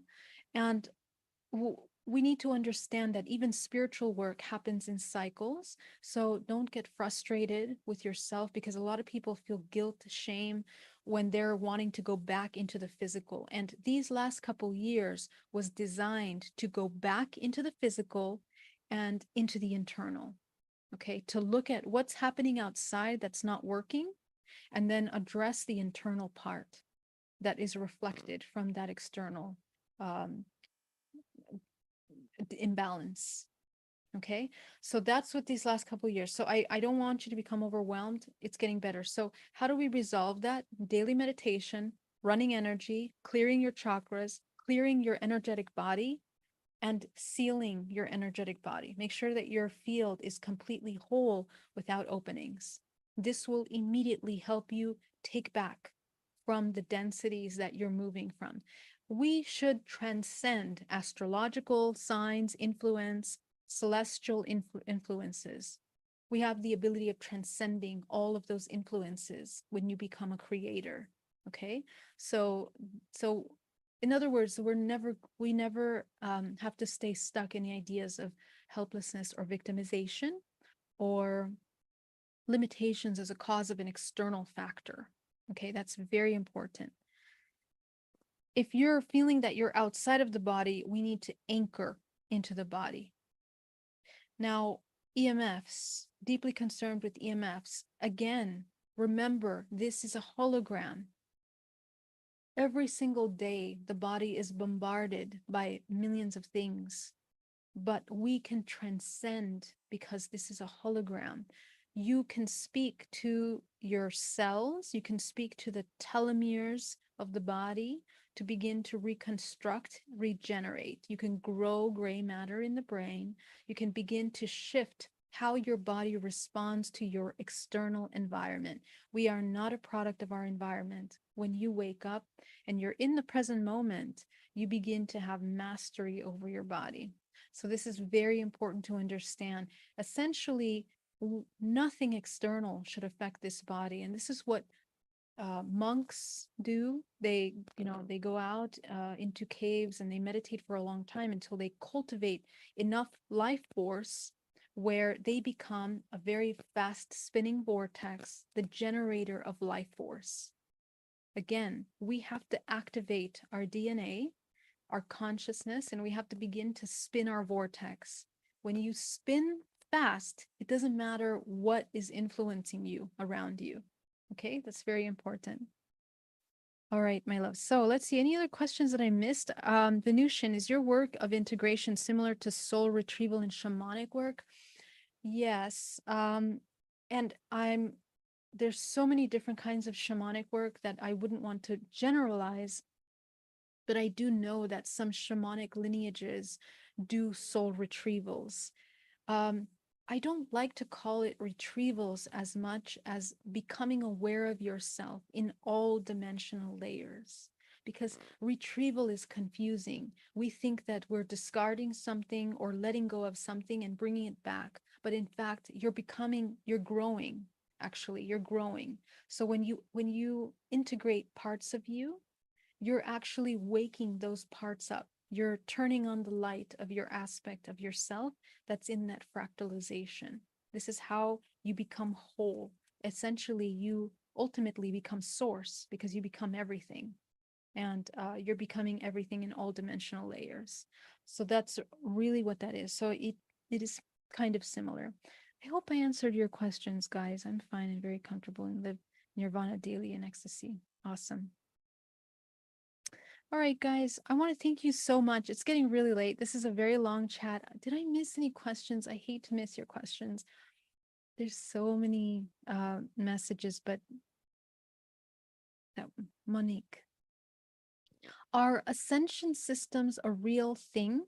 And is it really or is it something else? So as I just mentioned, we should be able to transcend. Yes, there are ascension symptoms, but a lot of times that happens when there's disconnects with our physical body. And we're not in the present. When we're in the past or the future, we are very easily picking up the influences of these external things. And we have the ability of transcending, become all and nothing at once, and nothing can affect you in any dimension, even if it's very parasitic or something very negative. Okay. I know you have mentioned this, but I'm always reluctant to shrink my first three chakras. Can you explain briefly the reason? Yes, because in the first three chakras, we're deeply entangled. Most of us are walking around with the first chakra wide open or completely out of balance, sometimes not even in the body because of trauma. And that is creating the filter of how you're seeing the world. So in the root chakra, the imbalanced state of that chakra is a constant state of fear and survival. If you look around you, most of us are in a constant state of fear and survival, which means most of us have our root chakra imbalanced. Therefore, our perception is imbalanced. So in order to begin to heal, help the body, because when we're not conscious, we are victimized by the unconscious cause and effects of our body and the imbalances of the body, because the body is a vessel. So we need to close. You're not turning it off. You're shrinking a spinning chakra, which may or may not be spinning depending on your traumas and how you cultivate that energy. Most of you, the front is spinning, but the back is completely blocked. Most of you have the back chakras blocked because you're completely unconscious. And the front is the feminine, the back is the masculine. Okay, so actually, the front is the masculine, the back is the feminine. Okay, the subconscious mind. The back of your body is the subconscious mind. So those are the ones that are usually blocked. And that's actually the part that's actually informing your everyday experience. Everything in your back chakras is what's actually doing it. So if you are a person that suppresses their emotions, if you're a person that ignores your uncomfortable feelings, and you just put it back there, you keep storing stuff without addressing it, your back chakras are stagnant, not moving, and building up, accumulating blockages. So your life force is not moving. Eventually, this turns into aches, pains, illnesses. Okay. So in this meditation, we shrink the chakras so that we can consciously look at the body, at all the connections that we've made unconsciously. It's easier to do that when it's closed, not super hyperactive. When when it's wide open, we're in fear, it's very hard to see truth. Your intuition becomes tainted by your emotion that are imbalanced. So you shrink that, you can begin to control and differentiate between unconscious repetitive patterns. So as you shrink it, you cut the cords, you clean up this entanglements that you've done. And as you run energy through the body, you can help clear it out. As you clean the blockages that we did in meditation today out of your body, you begin to clean and heal your body from illnesses. Okay. And at the end of the meditation, you open it back up and you spin it fast and clean it. You have to clear your chakras. You have to do hygiene. Just the way you brush your teeth, take a shower, you have to do the same with your energy centers. This is the most important. It's like the manual of your body. You have to learn how to use this instrument. Okay, so those chakras have to be cleared daily. Chakras are not just vortexes, they are the fields of your body.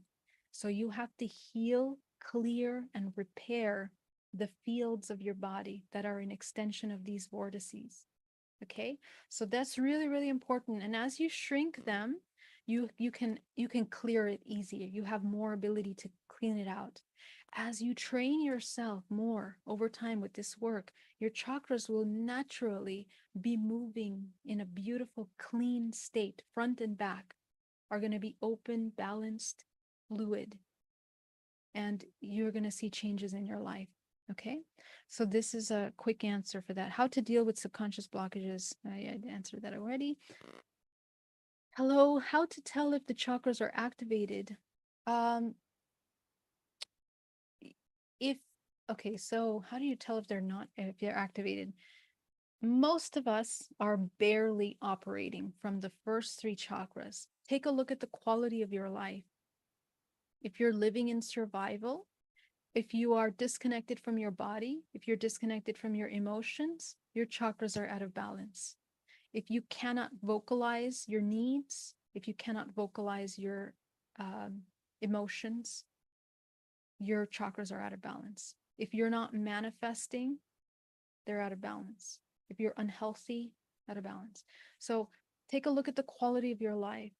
If there isn't vitality, harmony, and balance in your life, health, then chakras are out of balance. So work with the emotions. The emotions are the key to clearing and healing yourself.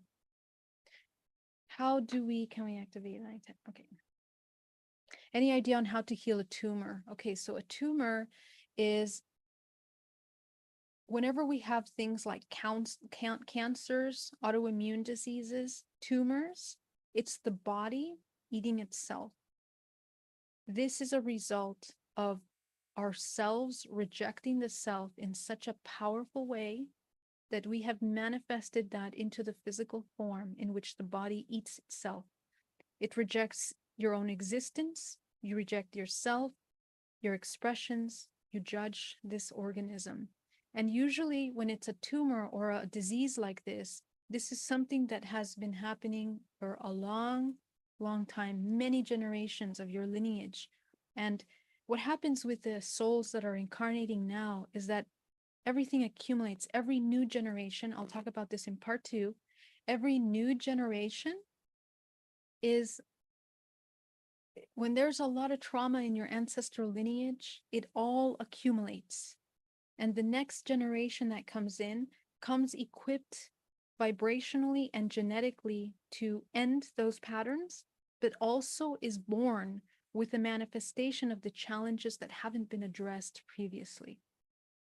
Okay, those are pretty big things, and we always have a choice of clearing it. The earlier in your life you become conscious and end those programs, the healthier you will be and the less you will be influenced by these. We are not married to our genes. We can always heal the body. You can always better the circumstance of your health. There's different, obviously, different cases. We would have to look at what's the reason, what's the block that we're holding on to. Okay. All right. So, okay, guys, it's getting very late. I'm gonna, any other questions, I'll answer them in our next video. Thank you so much for joining me. Love you guys so much. I love all your questions. I will answer your questions. Smart Money Guy, I'll answer your question in my next live. Love you. Have a wonderful night. Bye, guys.